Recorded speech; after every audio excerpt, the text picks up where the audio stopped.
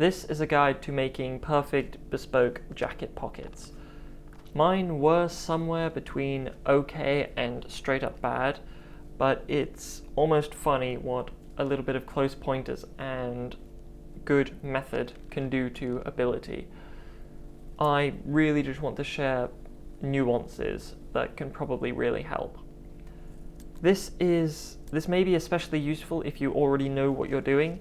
You might find something about the method that you would like to apply. I definitely know that I did. I am making a jacket in this video rather than a sample so that I can be very explicit with necessary differences when it comes to making mirror images rather than just one sample. You may prefer to make samples first though, that should be easy enough. This jacket has a belly dart, but the only distinction that makes is that I have a destined pocket line rather than one that I can just put anywhere. The general order of bits of the way I do things is mostly preference, but it is not doctrine. Trimmings for each pocket we need include a 24 by around 15 centimeter piece of cloth for the welt. I'm sewing it on in one piece this time, which just goes to show that, well, basically every independent idea I've had, somebody's had it first. Anyway, usually cut with the warp of the cloth perpendicular to the grain. We need some cloth for the flap that will be laid onto the jacket matching the grain. About 24 centimeters wide and at least 10 centimeters tall. Then a piece of lining to match. It could be on the bias or slightly on the bias. Usually I'd avoid cutting it on the grain, usually on the straight grain, but that one I didn't want it off kilter. One or two pieces of linen, about 24 by 5 centimeters or so. This is 8 inches long, but could have done with it being wider. Silecia for the pocket, about 24 centimeters by 50, roundabout. If you'd like a ticket pocket, then that's another piece of Silecia, about 12 centimeters by 21. I don't want to face the pocket this time, but making a ticket pocket is exactly the same with or without it. Starting with the pocket's location, we're making sure that it's apparent. The side towards the front edge of the jacket is most important. Then we measure towards the back from there the width of the pocket opening, say 16 centimeters, but it varies with the proportions. I have a belly dart, but it's just the same except I already have the vector of the pocket line. Really, it's at this point that I should have cut the top edge of the Silecia so that the slant matches and the pocket sits straight, but I do that when I make up the pocket. Put the cloth for the flap on top of the pocket opening. The grains of the flap and the forepart have to match to be parallel. Lay with an even amount of cloth on both sides, an inch on top and at least 7 centimeters underneath. The wrong sides will be on the outsides, and this is ideal. Copy the pocket line and the front point onto the cloth. The front edge of the flap should be going straight down with the grain of the cloth, measuring to the back point from the front instead of just copying it. With an inch or so above the pocket line, mark 6 centimeters or so underneath. This is the height, or depth, I guess, of the flap. It can be altered as desired, but I think 6 is a healthy amount. Where the front edge hits the bottom line of the flap, we measure from there, along the bottom of the flap, the length of the pocket opening plus a little bit. It's a case of what you like, but I prefer mine to be a bit longer and exaggerated so that it's obvious. Around 1 centimeter minimum, 2 centimeters or an inch longer than the pocket opening. Then that point is joined up to the back pocket opening, and that line is just carried on to the uppermost line. Cut the cloth so that there's about a seam allowance around the 3 edges and just leave the top at the inch or so above the pocket line. Copy the pocket opening onto the right sides of the cloth and copy all the details onto the other wrong side of the flap.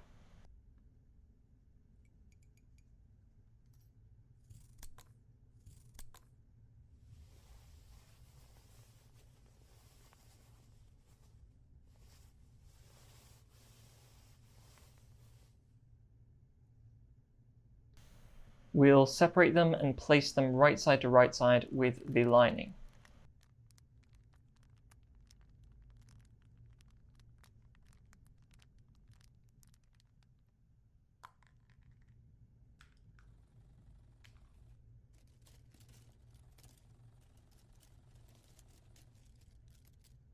Match cut to the future a little bit.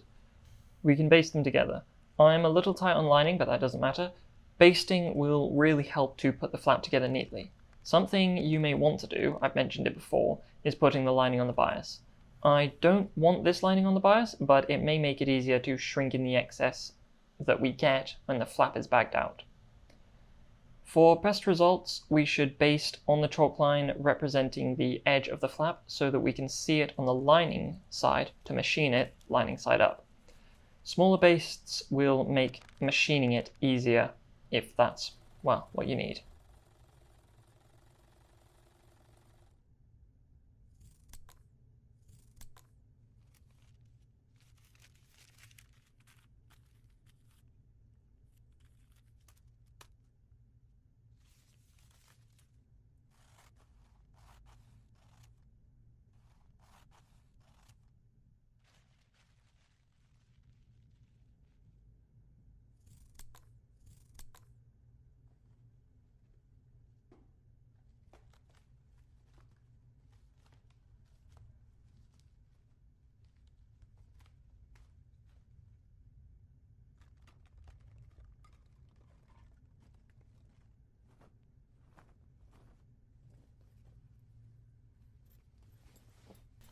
With the lines basted, we can chalk the edges onto the lining just in straight lines.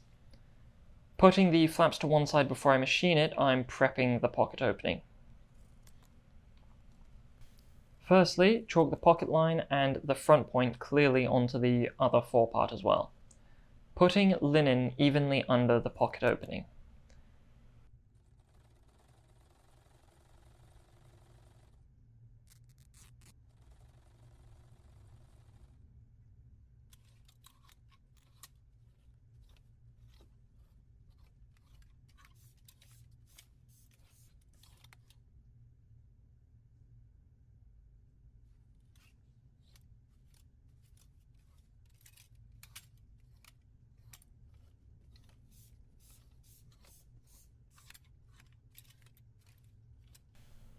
I have two single-piece welts with a straight line along the warp yarn, one for each jacket.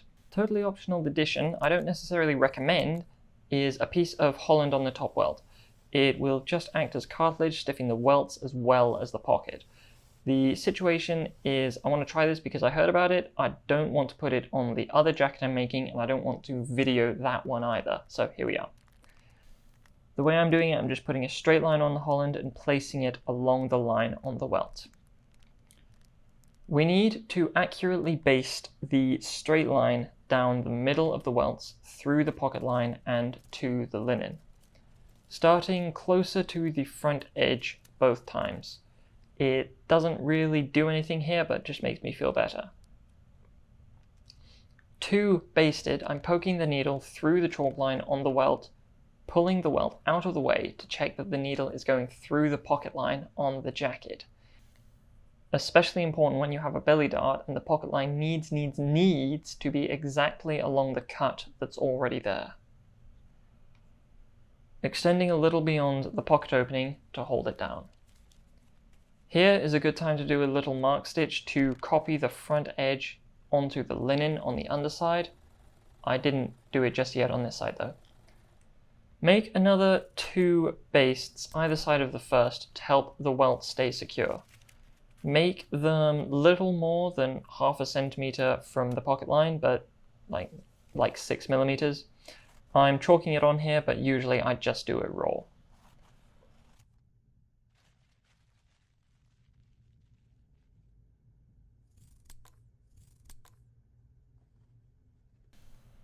copying the front point of the pocket opening onto the linen on the reverse, and I can also copy the middle line from the baste for the pocket line. Proceeding to do the second front, like I say, I want to do it starting at the front edge.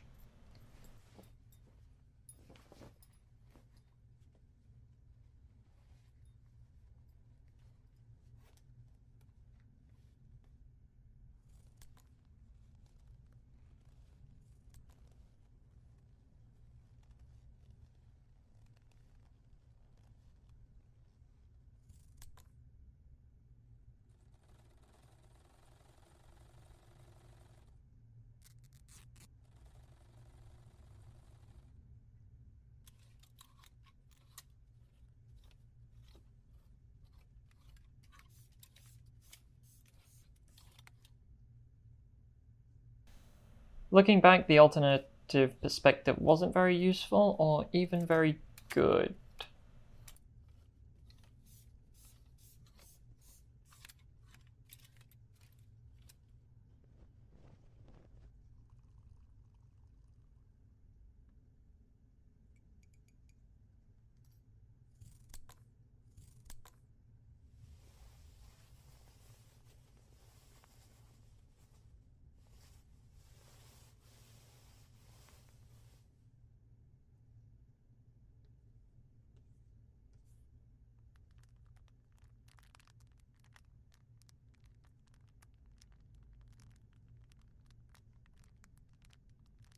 With the welts prepped, I'll machine the flap. We wind up starting from the front on one flap and the back on the other. Both ways are, well, just the same. With the lining side up, I'm putting the flap into the machine, no particular need to back tack, and start sewing down the first edge. The front edge of the flap is generally sewn to mimic the front edge of the jacket. If you look at a lot of bespoke tailoring, the two often look as though the same template was used to draw them, just at a different scale. And double-breasted jackets, the front corner of the flap is just a right angle. Something to consider is reducing the stitch as you go around the curves to make them smoother and more secure as we cut the seam allowance down. Something important that maybe only I didn't know, but when the machine is doing a stitch, if it's moving at all, don't take any pressure off of the presser foot. You can see that I'm holding the lever, but as I'm using the pedal and the machine is doing stitches, it is fully down. I'm only pulling up the foot when the needle is in the flap so that I can do a small turn. On the back side of the flaps, the corner is usually sewn into a much smaller point. It could be curved slightly so that it'll sit much more flat and neat, but still as narrow as possible. Something of a pro move is to count the number of stitches in each turn between the straights. Sewing off of the first flap and doing the second in an identical, if mirrored, way.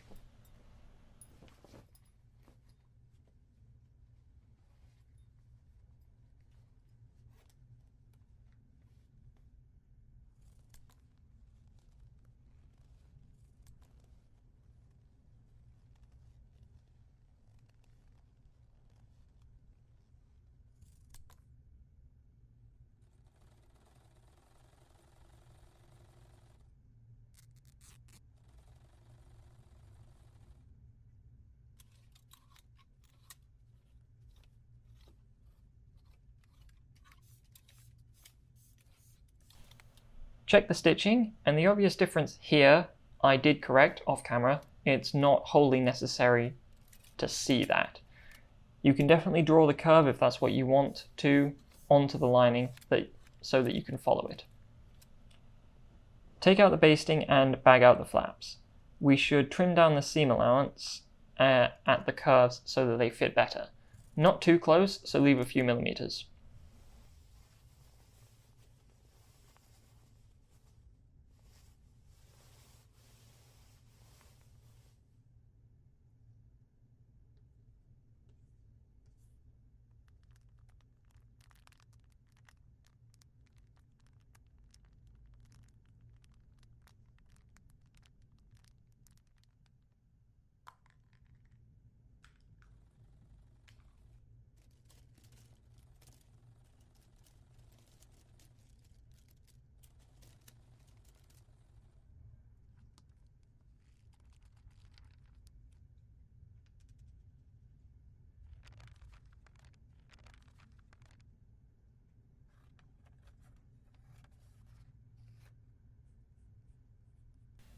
Possibly the simplest way to flip out the corners is to just put a finger inside of the flap right into the stitching as much as possible.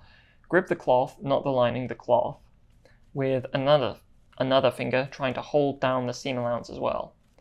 Pull the lining over your fingers tightly to force the stitching into the edge. It's more difficult the smaller the curve, but we just need to roll the remaining stitching to the edge of the flap to get the shape that we drew.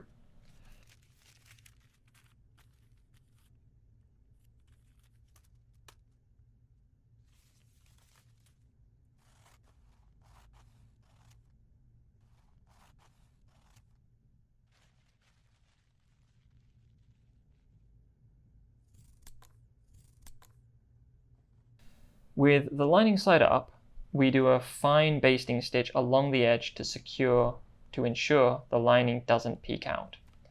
Starting at whichever side is more comfortable, draw the lining slightly inwards towards the inside of the flap so that a slither of the cloth is showing. Do this all the way along the perimeter, making sure the stitching is right on the edge and there isn't any excess lining.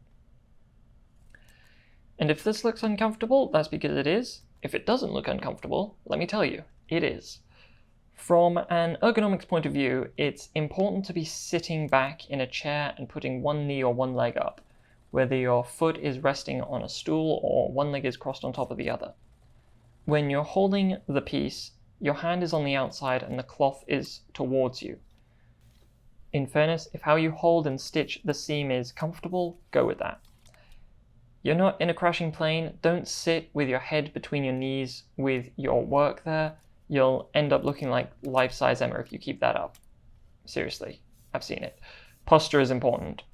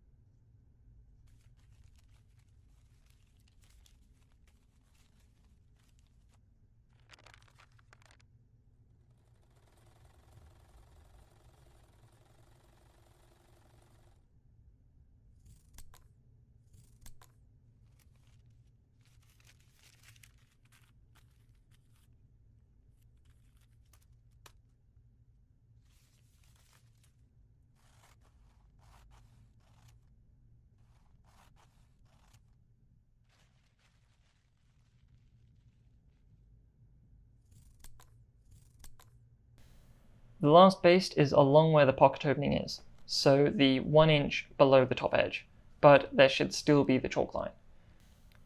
We want there to be very little excess lining down the welt, if any.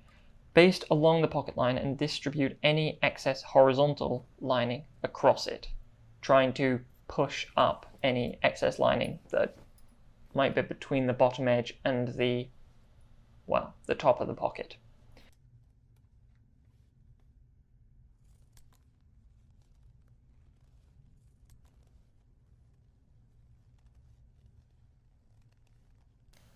The flaps can be pressed now, which might help to shrink away any excess and to help set the creases in the seams.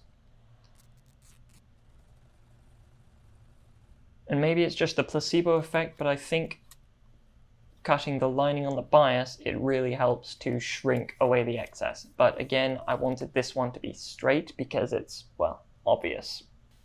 We can put the flaps on top of one another just to see how close they are, plus we can double check the pocket height against the chalk line that's on there.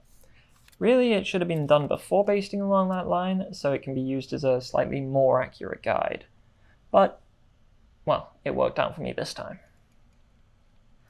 In my opinion, it's best to prick stitch the flap before it goes in. It's much less hassle than stitching when it's in the jacket.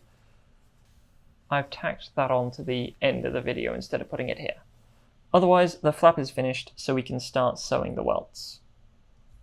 We marked earlier where the front of the pocket opening is onto the linen on the inside of the jacket. We also have the pocket line since it's basted, so we can chalk out those lines clearly and then take the appropriate flap, lay the pocket lines together so that we can mark the exact width of the flap to make the pocket opening. On the flaps, we have the base that can be followed to use the correct width. On a straight pocket, make sure the lines are perfectly perpendicular to the pocket opening. The opening will still be the same width, and the welts will create a good rectangular shape instead of some irregular quadrilateral shape.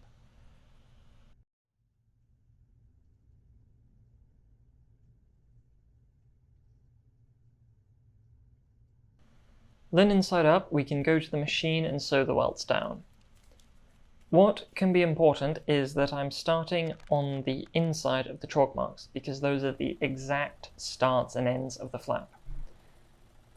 If we started on the outsides of the tiny chalk marks, then that would increase the size of the pocket opening by as much as 1/8, which a small gap like that can be very noticeable. To sew the welts, we need to start very precisely and securely. Both lines of stitching need to be 1/2 centimeter from the initial pocket hole that we drew, making the two lines 1 centimeter apart. I start both lines of stitching at the front edge because where the front starts is the most important. They need to be securely back-tacked so that the stitching won't come undone. So I start at the chalk, a few stitches, then I lift the needle and go back to the start so that it's precisely on the first stitch. Also be sure that the welt under there isn't folded over itself, or it'll get stitched over.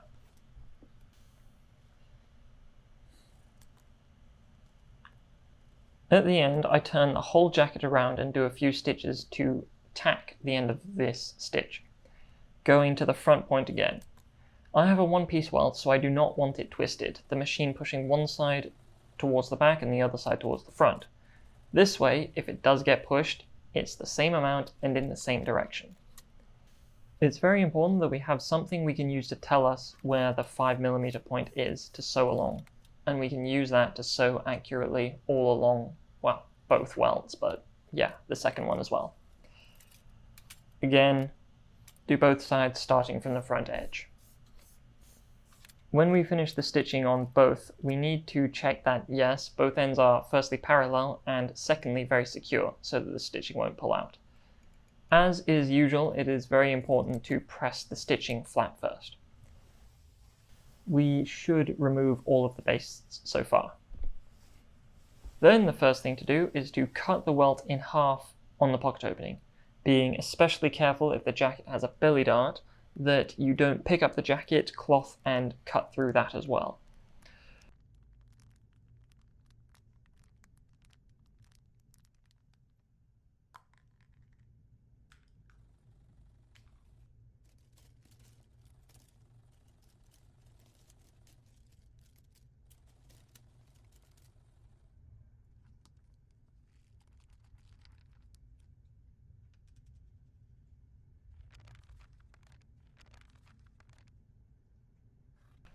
From the linen side, cut the pocket opening. Fold the pocket over and snip through the linen and the jacket, laying it flat again to cut along the pocket opening. It should go straight through the fusing holding the belly dart closed because we used the belly dart to create the line of basting we used to chalk the pocket opening. Cutting down halfway between the stitches, stop shy 1 centimeter or so from the ends of the stitching. From there, cut diagonally to the ends of said stitches. It's very important that you move the welts out of the way to avoid cutting them as you do this. It can be difficult to see. What I'm doing is getting my finger underneath the welt and holding the forepart on the underside, slipping the tip of the scissors underneath to cut the miters. I think the best I've found is to cut no further than the ends of the pocket opening, so not past the stitching, just next to the very last stitch. Having cut the pocket opening, we need to press the welts. To press the welts, I've found the best way is to start with the bottom welt, fold it upwards along the stitching so that it's still on the right side of the jacket. At the stitching, the linen and the cloth of the forepart are pulled away from the welt. So we are folding over a rhombus shape and we can see the seam allowance of the welt behind it. The welt needs to be pulled tightly open so that the stitching can be practically seen in the seam. This just makes it neater, or as neat as it's supposed to be. When the first welt is sufficiently pressed and is laying flat, we move on to the top welt, reaching through the pocket opening, pulling the welt down, completely through the hole.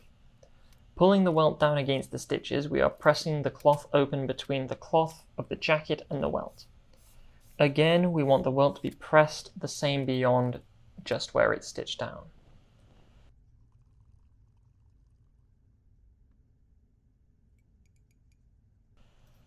When both welts are pressed very flat and the seams are sitting open, we start basting the welts. Push the bottom welt through the pocket opening and flip the jacket to the front side up. With some basting thread, begin on the front point, be that the top or bottom welt. Fold the welt over the seam allowance so that the fold sits on the raw edge pointing into the hole. It should be easy to feel where the seam is, and it should sit halfway between the seams. Fasten the thread as close to the edge of the opening as you can, and ideally quite close to the seam on the welt. Fold it over as you baste towards the back side of the pocket opening. As you go, it can be helpful to put one finger into the seam, touching the seam allowance of the welt to verify that they're still fully pressed open, and straight, allowing you to confidently fold the welt over the seam.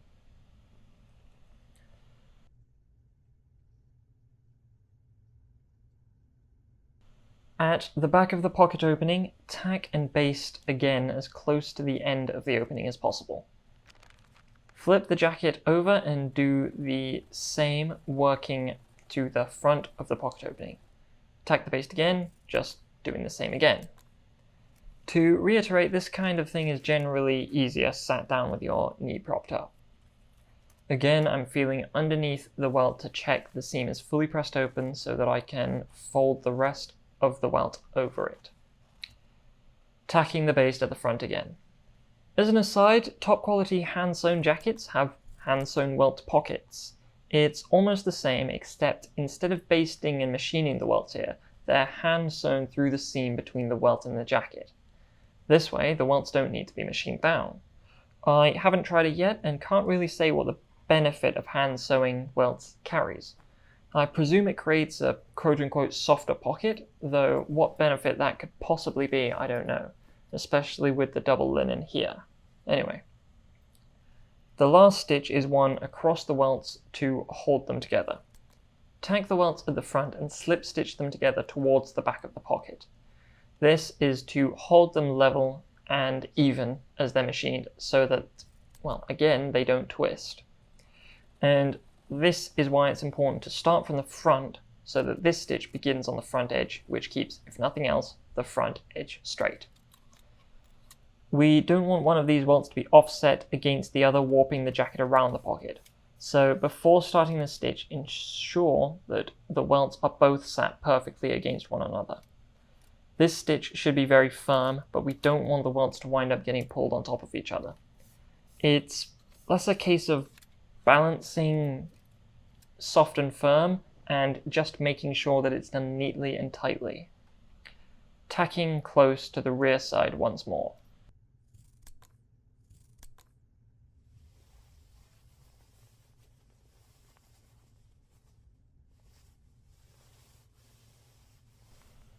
To machine the welts, we are folding the jacket out of the way to reveal the linen, and we will machine as close to the previous stitching as possible to secure the welts in place. There is no need to back tack, but we want to start and end only a little bit outside of the pocket openings. We need to machine the 2 welts first before we do the triangles that we cut when cutting the pocket hole, the miters. Sewing the welts, I'm sewing through everything but the forepart. I am practically picking up the jacket by the welts and doing a stitch as close as I can to the jacket, next to where the original seams are holding the welts to the jacket. I'm not backtacking, and I'm starting the stitch barely beyond the pocket opening. I can pull away the jacket, and where it isn't sewn, I know I can start there. It's just a very easy stitch across the linen. At the end, I don't want to go too much past where the original machining stopped either, and I don't backtack either. Best practice is to trim the stitching here immediately before starting the next one so that the ends don't get tangled up with the other welts and the miters. That just gets messy and annoying. Do the other welt in exactly the same way, and then the miters. With the right side of the jacket facing up on the machine, we'll start with the miter closest to the front edge. The triangle should still be pointing into the pocket opening. We're pulling the jacket cloth towards the opposite side of the pocket and pulling away the linen to reveal the welts. We need to push the triangle underneath the jacket cloth through the opening so that it's sitting on top of the welts.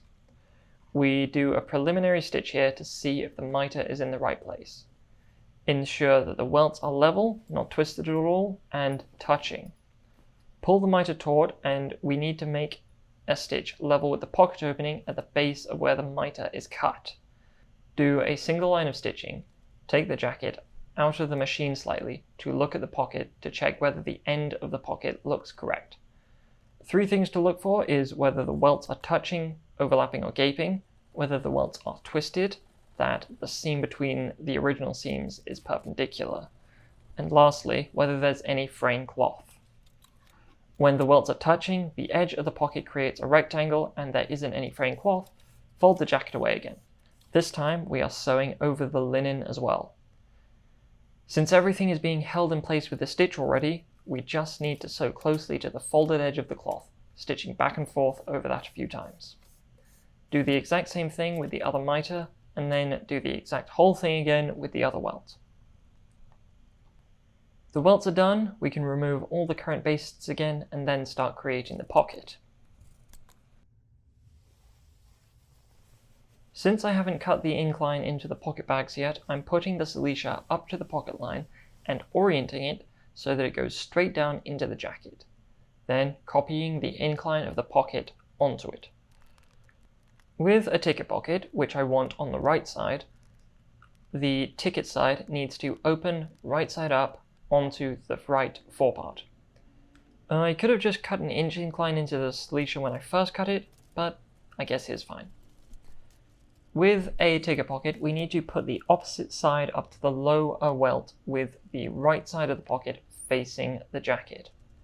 I'm folding a small seam allowance into the Silecia, lining that up to the pocket opening, unfolding the seam allowance and pinning it there. We want the same thing with the other forepart, but it's important to remember which way around the incline needs to be against the pocket opening. I'm sewing it without backtacking for no particular reason, just a foot's width from the welt.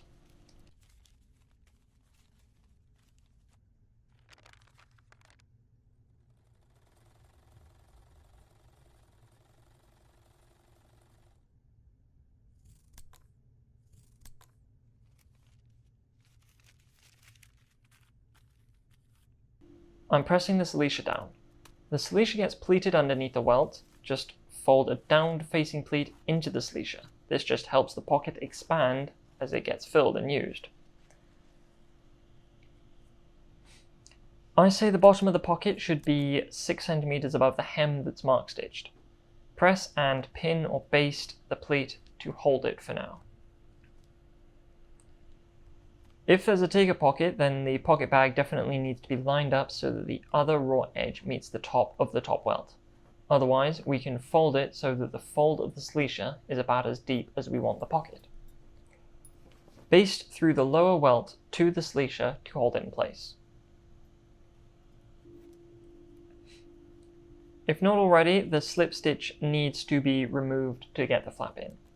Then the flap goes into the hole, ensuring that it's the correct one, and the curved side is towards the front edge with the pointed side pointed towards the side seam. We have the pocket line basted in the flap so that it can be lined up to the welt, and it should fit perfectly since we used the flap to define the size. Baste through the top welt through everything to fasten in place. As it's getting basted, we need the welts to be basically touching through the flap.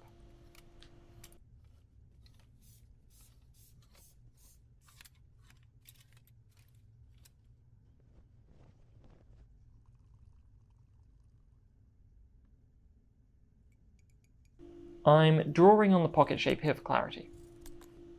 On the front edge of the pocket, it goes straight down following the grain of the cloth. At the back, it follows the incline of the flap, then goes straight down to the base. Marking just above the fold 1/2 centimeter, then I'm giving each corner a curve. It's just better than a right angle and takes seconds longer.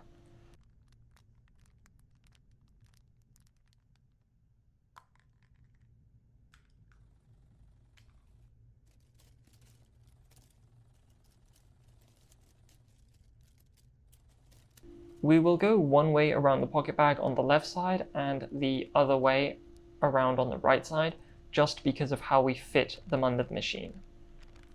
So to machine the pocket bag, we start across the top, as close as possible to the top of the welt. Again, the left and right sides start from opposite sides. However, both times I want to begin from the front edge of the pocket so that the flap doesn't get pushed away from the front. The left side gets started at the front edge. The stitch goes from in front of the pocket opening and then beyond the pocket opening at the end. There doesn't need to be a new stitch. The jacket can just be moved and turned to start sewing around the pocket bag.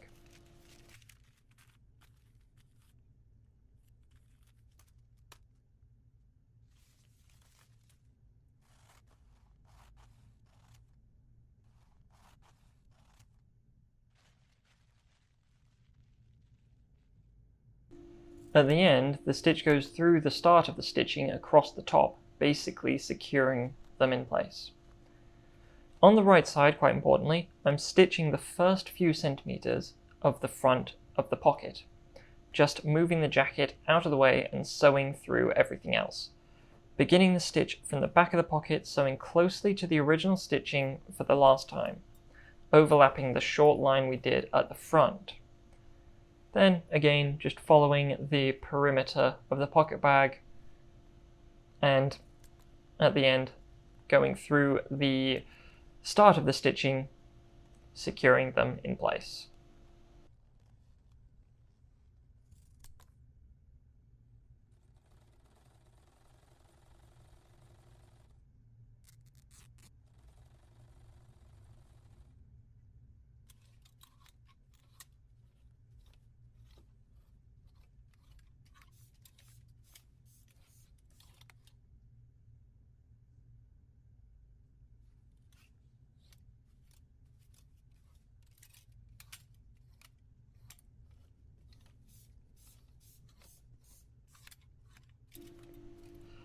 The pocket is made up now, so it's a case of trimming it down a bit, layering the cloth and cutting off the excess seam allowance.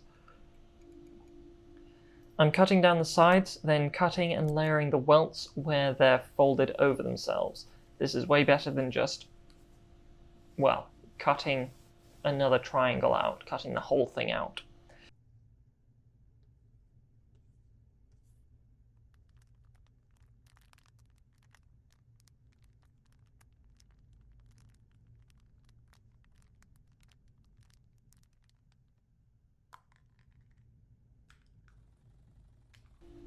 Layering across the top as well, cutting down the flap a small amount.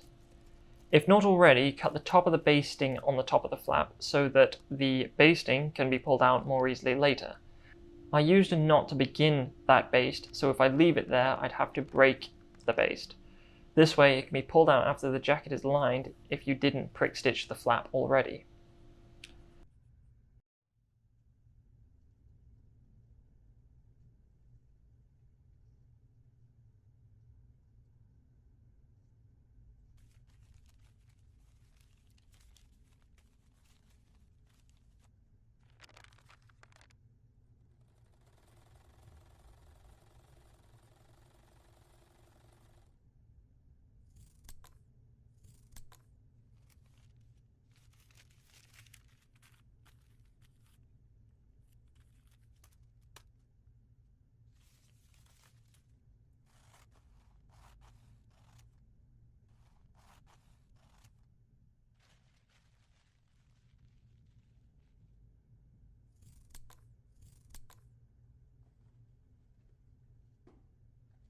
The last thing we need to do at this stage is to do a tack on either side of the pocket.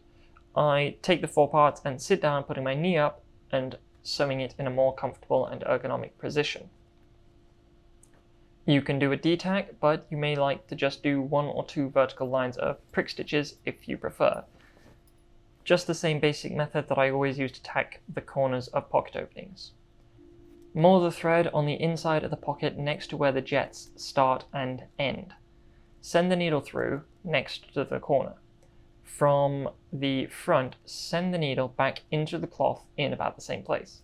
Then again, send the needle up to the front of the cloth where you want the next prick stitch to be, sending the needle back down again through about the same place, creating the pricks and either shaping the D or forming the columns. This is a functional stitch, so it is important that the needle goes up and down through everything, gaining a strong foothold on the inside of the jacket.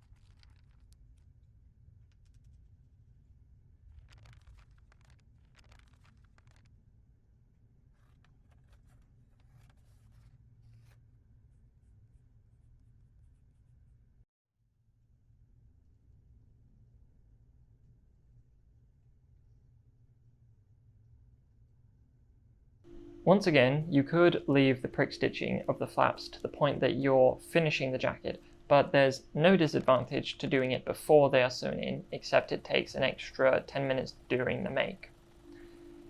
Fastening the thread a little above the pocket line and prick stitch the perimeter.